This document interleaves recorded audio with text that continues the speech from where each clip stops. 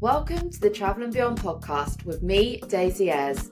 Come with me on this incredible journey as I share my experience of immigrating from the UK to Australia and everything life throws at me in between. Join me for candid conversations, unfiltered advice, and moments of laughter as we shine a light on the highs and lows of this adventure. Hello and welcome back to the Travel and Beyond podcast with me, Daisy Ayres. This week's episode is all about Peppa's migration journey from the UK to Australia and everything we're having to do in order to bring her with us. As I've said in previous episodes, it's absolutely non-negotiable. Peppa is coming with us, and it has been or will be a hell of a journey. It's probably actually more challenging getting her in than what it is getting us in. And as you know, it's been a long journey for us as well. So I'm going to be speaking about everything that we're going to have to do to get Peppa in. I just want to caveat that this is based purely on our experience and getting Peppa in. If you're someone that's in the process or thinking about doing it and you would be taking a pet with you, because this process is so complex, I would personally recommend getting advice from a specialist that knows what they're talking about, because I wouldn't have a clue where to start if I was doing it all on my own. We have been in contact with a company called Pets Abroad. It's ran by a man called Andre. He is so friendly, so knowledgeable. Andre was a vet in the quarantine facilities for 20 years, so he's got so much knowledge and experience. He knows the process inside out.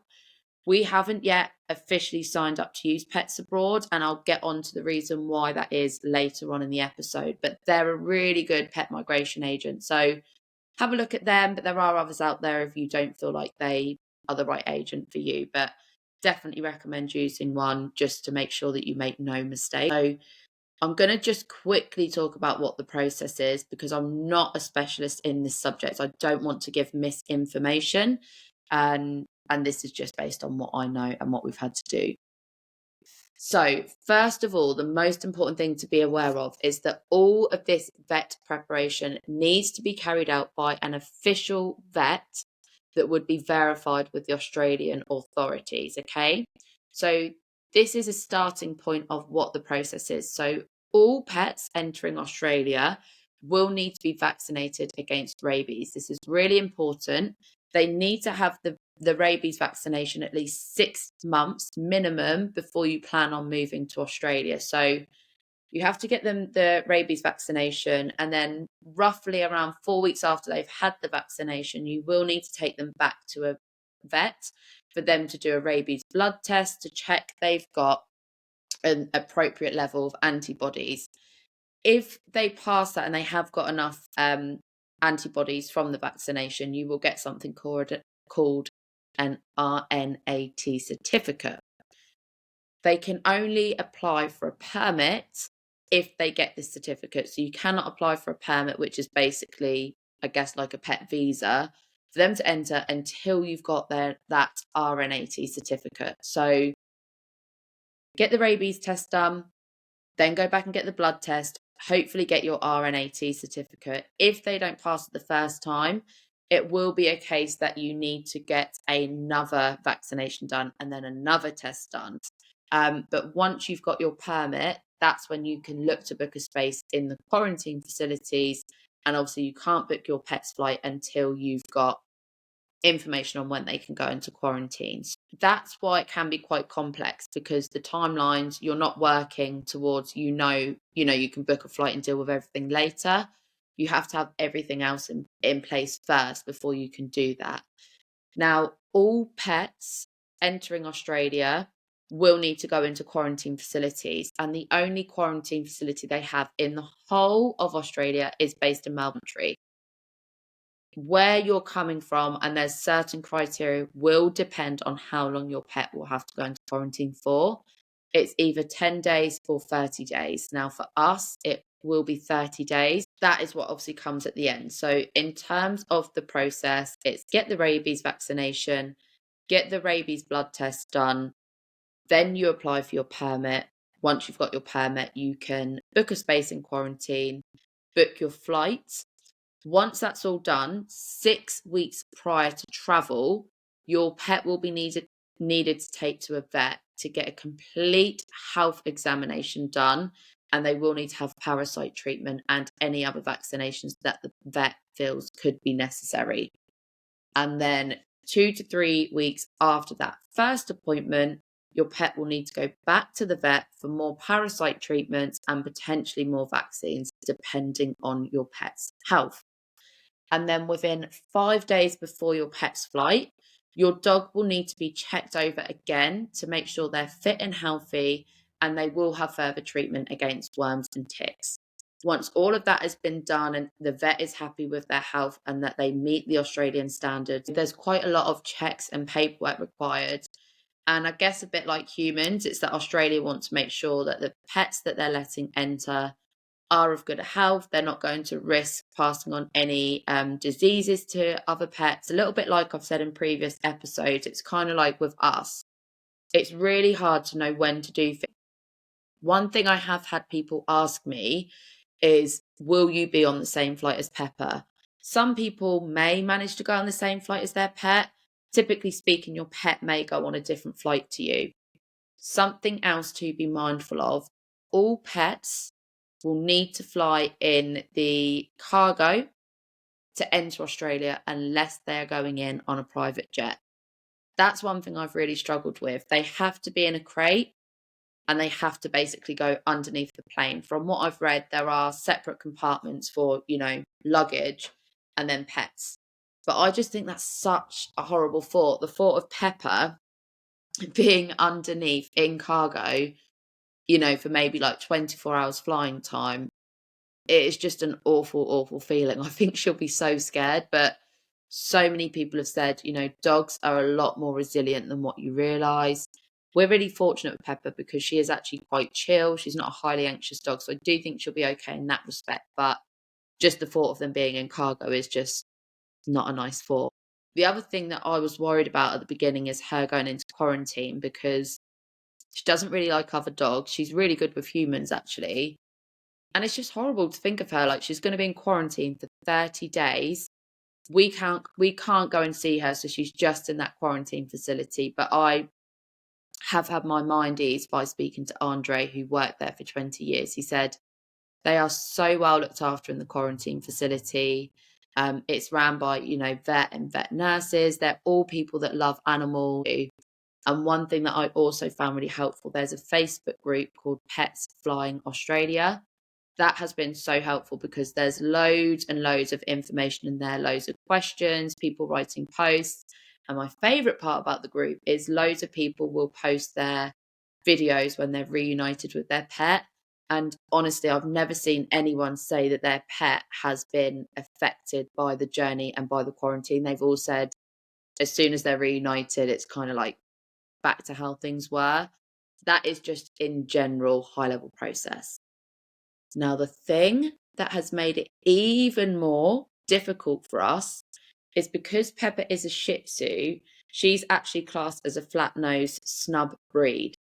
So that is typically breeds, like pugs, French bulldogs that have that flat face and would typically have breathing difficulties. Lots of airlines do not fly those type of animals because of a risk to their health. We did actually take her for the fit to fly test and she passed with flying colours. The vet said she'll be absolutely fine to fly. But there was an airline that was taking flat nose breeds, and that was Qantas, and Peppa would have flown from London to Singapore, stopped over in Singapore, and then flew from Singapore to Melbourne, and then taken from Melbourne Airport into the quarantine facilities. We were originally quoted around the £6,000 mark, and that was for Peppa's flight, for the import permit, and for the quarantine cost. A lot of money, but that was money that I thought, okay, that's fine, I can deal with that. Now, Qantas have stopped flying pets because of that route was stopping over in Singapore. They've said the stopover facilities are not to a good standard and they will not be flying any pets on that route until the quarantine facilities are improved. And what we found out is that those quarantine facilities in Singapore, they had no aircon. I don't know if any of you have ever been to Singapore. I have, and it is seriously humid. So the thought of pets being in a quarantine facility for hours on end with no aircon is just cruel. They also weren't letting the pets out of their crates, so it means that they would have been on a long haul flight, staying in their crate for however long they needed to wait on the stopover to get on their next flight, where they would then still be in their crate. So when you think about it, it is just inhumane, and I wouldn't ever let Peppa fly on that route, knowing that that's what the quarantine facilities were like anyway. That means there are no airlines flying from London to Melbourne that are taking flat nose breeds. The only route that was then available for Peppa was to fly from London to LA with British Airways. She would have to do an overnight stop in LA, and then she would fly from LA into Melbourne. Flight's no problem, doesn't really matter what route she's going on. This is the problem. British Airways wanted to charge £7,000 to fly Peppa, who weighs 6 kilograms. So that meant that our quote went from £6,000 and jumped up to just over £10,000. Absolute insanity. So there is a company called Sky Pet Travel who launched, I think, last year. This company, what I think it's amazing. It is a bit extra. It's a lady that has pets. She moved from the UK to Perth, brought her pets in, and obviously, like me, didn't like the thought of her pets being in cargo. So she has started up a company where she basically hires private jets, because if a pet enters the country via private jet, they can sit actually in the cabin rather than in the hold. And she basically hires private jets, and people can fly on the private jets with their pets. They can pay for their pet to go on a private jet and have a chaperone. I can't believe this is even a conversation we're having. This little 6-kilo pupster is going to be flying, we think, on a private jet to Australia. Because I'll tell you for why. She'll be able to go in the cabin. She won't be in a crate. They stop over for 90 minutes to refuel, and then they continue their way. She will be going with a chaperone because it's cheaper for us to send just Peppa than Peppa and ourselves, obviously. And the cost is only going to be £1,000 to £2,000 more, which again, I know is a lot of money, but when you think about it, for her to not have to stop overnight in LA, for her to be able to go in the cabin and have a much more comfortable experience, I think that is well worth paying £1,000 to £2,000 more. So this is why people are calling us crazy, and it is absolutely absurd. I can't believe this is even something I'm talking about on my podcast. This little madam will be flying in a private jet. Aaron and I will be going in economy on a commercial flight. This is the world we're living in, Peppa's world. But it's what we're going to have to do unless airlines start allowing flat-nosed breeds to fly, or unless Qantas can sort out the quarantine facilities in Singapore. We don't know when we're going to be able to go. So there is another flight that Sky Pet Travel will be doing from London to Melbourne in August. So it's likely that we'll try and get her on that one, because she would fly in August, then she'd have a month in quarantine. She'll be ready in September.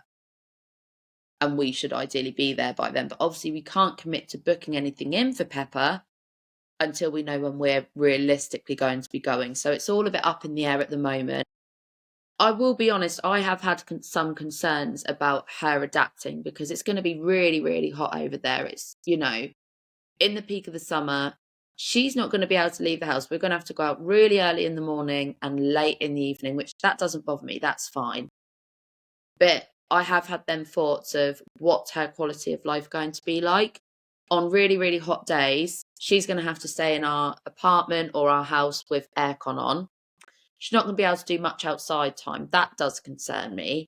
And also, we're going to want to be going out on, long days out. She's not going to be able to come because it's going to be peak summer. What do we do with her on them days? But we're just going to have to cross that bridge when we get to it. It's completely out the question that she will stay here and we will rehome her. She'll be coming with us. And honestly, it does reassure me that in the Facebook group, so many people say their dogs are adapted, they're absolutely fine, and they are so glad that they brought them. Obviously, the most exciting thing will be if she does go on the private jet. Oh my God, the photos that we will have of her that I will be sharing all over my social media. So that is the latest update and process with Peppa. I will come on an update if things change and as we progress. Thank you so much for listening. Make sure you subscribe so you get notifications when my new episodes get released. Next week, I'm so excited. We're going to be having Tate back on. She is now living on the Gold Coast, so she's going to be sharing all. She's been there for about 6 weeks, so she's going to be letting us know what her experience has been like to date. So make sure you subscribe to get updates when that episode releases, because it's going to be a really, really good one. Thanks for listening, and I will speak to you guys next week.